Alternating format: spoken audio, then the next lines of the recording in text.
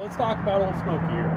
So when I got it, it smoked really bad. So what I did, first thing I did is I changed out the turbo because the oil was leaking past the seals and going into the intake manifold.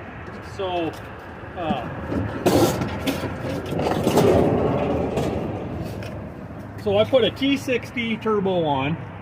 And it was a pain. I snapped the stud off, so I had to drill and tap all that out. But anyway, the T60 turbo is a little taller than the original one, so it actually broke the air intake horn, cracked it back there, and so I had to replace that. Had to find a whole new air-to-air coupler. All that wasn't as big of a pain as it was to find an adapter to get the oil line to feed the turbo.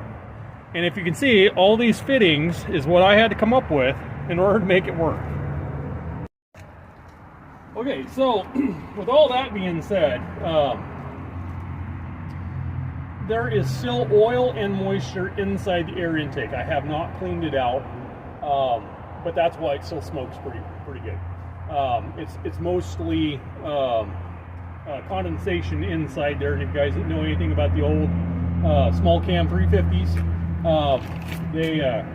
they don't have an air cooler to help separate the moisture and all that. It just turbos straight into the air intake. Okay, I would also like to add that I bought this truck fairly restored. Whoever previously owned this, they did a really good job on fixing it back up and getting it roadworthy.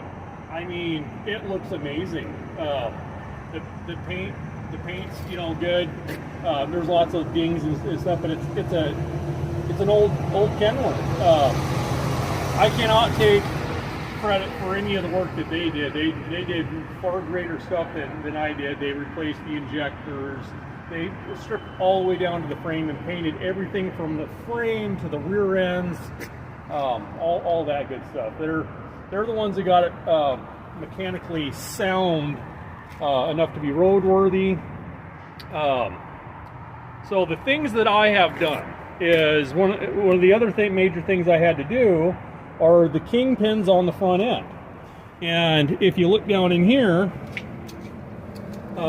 they had to put a different style in because of course they don't make those old ones anymore.